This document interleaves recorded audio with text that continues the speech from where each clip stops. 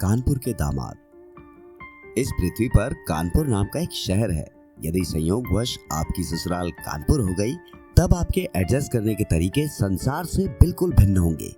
आपके ज़हन और पेट पर सम्मान की इतनी बारिश होगी कि आप सम्मान के नाम से तौबा कर लेंगे। यूं समझ लीजिए आप पूरे कानपुर शहर के दामाद हो गए। साल 2018 की बात है। शादी के बाद पहली बार हम अपनी श्रीमती जी को लेवाने कानपुर धाम पहुंचे। सूरत से ट्रेन के 30 घंटे के लंबे सफर के बाद ट्रेन कानपुर स्टेशन पर रुकते ही एक कुली महाशय हमारी सीट पर आकर बोले, पाए लागू जीजा जी।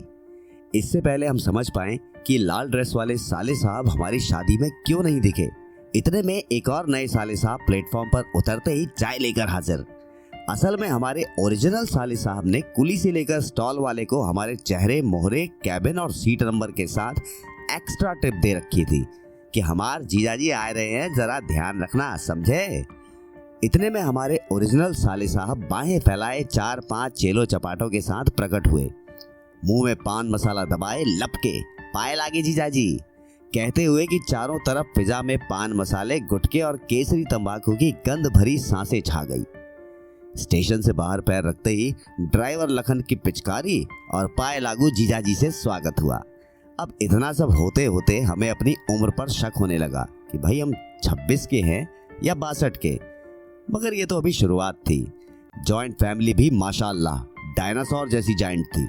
घर पहुंचते ही दादी सास, सालियां, भाभियां, बुआ, मौसियां, बुजुर्ग महिलाएं, हर साइज के बच्चे बच्चियां और हमार सासू माँ दरवाजे पर हाथ में आरती की थाली लिए स्वागत के लिए तैयार। माथे पर एक भारी भरकम तिलक पर इतना केसर और चावल चिपकाए दिए गए कि ससुरी टुंडे की एक प्लेट केसरी बिरयानी बन जाए। आखिर बड़ी मुश्किल से सोफे पर बैठे ही थे कि ससुर जी आ गए। हम फिर पाए लगे। ससुराल का परिवार इतना बड़ा कि सदस्य हनुमान जी की पूंछ की तरह खत्म होने का नाम ही ना ले। पाए लगने और लगवाने में ही हमार कमर दर्द करने लगी। अब इतने से भी मन न भरा तो हमारी पत्नी की कजिन ने अपने नवजात शिशु को हमारे हाथों में थमाए दिया। अले ले ले ले जीजू आए जीजू। लेकिन उस समझदार शिशु ने नवजात जीजू के रुतबे से प्रभावित होने से इनकार कर दिया और गोद में आते ही जोर जोर से प्रलाप करने लगा। इसलिए जल्दी मुक्ति मिल गई। आखिर 30 घंटे की यात्रा की थकान से त्रस्त हमने दूर खड़ी पत्नी से याचना के स्वर में एक कप चाय की मांग की। बस इतना सुनते ही 3-4 बालिकाएं हम बनाएंगे कहते हुए किचन की तरफ भागी। आखिरकार चाय भी आ गई। प्रकृति का अटल नियम है कि आपको अपने घर की चाय और वो घर वाला आपका ग्लास दुनिया के किसी कोने में नहीं मिलेगा। हम ठहरे माथे के सिंदूर जितने दूध वाली पतली पतंग चाय पीने वाले, और हमारे हाथ में जो चाय आई उस पर अब तक मलाई की एक परत जम चुकी थी। इतने में साली जी की आवाज़ आई, हमारी शिवानी ने आपके लिए स्पेशल चाय बनाई है। लेकिन उस चाय को देखते ही माथे पर बल आ गए। माथे के तिलक पर लगे 5-6 चावल केसर की 2 तुरियों के साथ चाय के कप में सीधे डाइव मार गए। स्पेशल चाय और भी स्पेशल हो गई। क्या करते, एडजस्ट किया और धीरे धीरे करके सुड़क गए। आखिर शिवानी ने इतने प्यार से जो बनाई थी, ऐसा लगा मानो जीभ पर गाढ़े दूध से पेंट कर दिया हो। हम सोच ही रहे थे कि 2 घड़ी आराम कर लें कि हमारे कजिन साले साहब का फरमान आ गया, जीजू आज आपको कानपुर के डीएम से मिलवाए के लाते हैं, हमारे खास दोस्त हैं। हमने मनी मन कहा, भाई पहले हमें हमारी पत्नी से तो मिलवाए दो, जो दूर से हम निरीह प्राणी पर अत्याचार होते देखकर भी मुस्कुरा रही थी। आखिर हमने कहा कि आप लोगों की आज्ञा हो तो हम जरा नहा धो लें। बड़ी मुश्किल से हम हमें आवंटित किए गए बेडरूम में पहुंचे। अभी नव श्रीमती जी की तरफ बाहें फैलाई ही थी कि दरवाजे पर ठक ठक हुई। चढ़ते हुए दरवाजा खोला, सासू माँ खड़ी थी। लो अभी से चिटकनी लगाए के बैठ गए। अरे बड़े घर से दादाजी आए हैं मिलने, 5 मिनट मिल लो, बाद में नहा लेना। क्या करते, दादाजी से मिलने बाहर आए। फिर पाए लागू दादाजी। माय गॉड, दादाजी एक तो ऊंचा सुनते, ऊपर से एक बार बोलना चालू हुए तो बंद ही ना हो। हमारे ही शहर का इतिहास हमें ही बताना चालू कर दिए। बेटा जी, सूरत का असली नाम है सूर्य नगरी। फिर ताप्ती नदी का इतिहास खंगालने बैठ गए। आधे घंटे बाद हमारे धैर्य की सीमा पार हुए जा रही थी। आखिर सासू माँ हमको जमानत पर छुड़ाने आई। उन्होंने दादाजी के कान में जोर से सुनाया, पापा जी कंवर साहब 2 दिन के सफर करके थके हुए आए हैं, थोड़ा आराम करने दो इनको। दादाजी ने हमारी सासू माँ को नजरअंदाज करते हुए कहा, तुम अपना काम करो, देखती नहीं मैं दामाद जी से जरूरी बात कर रहा हूँ। एक बुजुर्ग को अगर कोई बात करने वाला मिल जाए और इज्जत प्यार से 2-4 बार सिर हिला दो तो समझ लीजिए अपनी जान आफत में डाल ली। दादाजी तो जोंक की तरह चिपक गए, छोड़े ही ना हमें। हमारी कलाई कसकर पकड़कर बातें कर रहे थे ताकि हम कहीं बीच में छटक न जाएं। खैर, साले साहब ने आकर दादाजी से हमारी जान छुड़ाई। कमरे में आए तो पत्नी किचन में लगी पड़ी थी। अरे मेरी बनियान तो ढूंढ के निकालना, मिल नहीं रही है। मैंने पत्नी को बहाने से बुलाया। दूर खड़ी साले साहब की पत्नी ने आंख मिचकाते हुए व्यंग के स्वर में कहा, जीजू बनियान नहीं मिलने का मतलब हम अच्छी तरह समझते हैं। खुद अटैची पैक करके लाए हैं और बनियान के लिए दीदी को पुकार रहे हैं। हमको बुद्धू समझे हैं क्या? हम खिसियाते हुए ही करते शर्मसार होकर वापस कमरे में घुस गए। नहा धोकर निकले कि सामने पलंग पर नई हाथ से कढ़ाई की हुई चादर बिछी थी। 2 दिन के सफर की थकान से त्रस्त हम बिस्तर पर पसर गए। तकिए पर मोटे धागे से की गई कढ़ाई गालों पर चुभ रही थी, लेकिन थकान से भरी आंखों में फौरन नींद आ गई। 1 घंटे बाद सासू माँ ने गहरी नींद से जगाया। चलो उठो दामाद जी, नाश्ता तैयार है। कमरे से बाहर निकलते ही देखा कि साले सालियां और सासू माँ सबके चेहरे पर एक रहस्यमयी मुस्कान तैर रही थी। हमने पत्नी की तरफ शंका भरी नजरों से देखा। तुमने नींद में कोई हरकत तो नहीं की? पत्नी ने पीछे से हमारी बाहें थामकर वॉश बेसिन पर लगे दर्पण के सामने खड़ा कर दिया। मोटे धागों से तकिए पर कढ़ाई किया हुआ फूल किसी सरकारी मुहर की तरह हमारे गालों पर छप गया था। और तो और उन गुलाबी धागों का कच्चा रंग भी हमारे गालों पर उतर आया था। आखिर हमने बाएं हाथ से गाल सहलाते हुए और दाएं हाथ से ब्रेकफास्ट खत्म किया। मगर ये तो अभी शुरुआत थी। साली साहिबा ने एक भारी भरकम आलू का पराठा हमारी प्लेट में धरते हुए कहा, जीजाजी ये तो खाना ही पड़ेगा, मैंने इतने प्यार से बनाया है, आपको मेरी कसम लगेगी। उसके बाद तो ससुर जी ने प्यार से बनारसी के लड्डू, सासू माँ ने प्यार से हलवा और बाकियों ने प्यार के नाम पर वो जुल्म किए कि बरेली में अयूब खां चौराहे के हनुमान मंदिर की एक मूर्ति याद आ गई, जिनके मुंह पर भक्तगण जबरदस्ती लड्डू बर्फी चिपकाकर भगवान को भोग लगाने का संतोष प्राप्त करते थे। आखिर जब डाइनिंग टेबल से उठे तो हमारी हालत उस अबला की तरह थी जो प्यार के नाम पर गर्भवती हो गई हो। बड़ी मुश्किल से पेट पर हाथ रखे अपने कमरे में पहुंचे। पेट इतना प्यार बर्दाश्त ना कर सका, तबीयत बिगड़ गई। उसके बाद तो प्यार से दवाइयां देने वाले घरेलू डॉक्टरों का तांता लग गया। अरे नींबू पानी में जीरा डाल के पी लो, जीजू ये लो हाजमुला। सासू माँ अजवाइन और नमक ले आई। साले साहब बोल उठे, अम्मा जीजू एक पुड़िया पान मसाले की कटक जाओ, पेट एकदम से ठिकाने पे आ जाएगा। आखिर पान मसाला छोड़कर प्यार के नाम पर जो दिया गया हम कटक गए। थोड़ी राहत हुई तो साले साहब फिर सवार हो गए, चलो हमारे ऑफिस, अपने दोस्तों से मिलाए दे आपको, घर बैठकर भी क्या करोगे। अब उन सबको क्या समझाते कि घर बैठकर हम क्या ना करते। खैर, ना चाहते हुए भी अधूरे मन से साले साहब की ऑफिस चल दिए।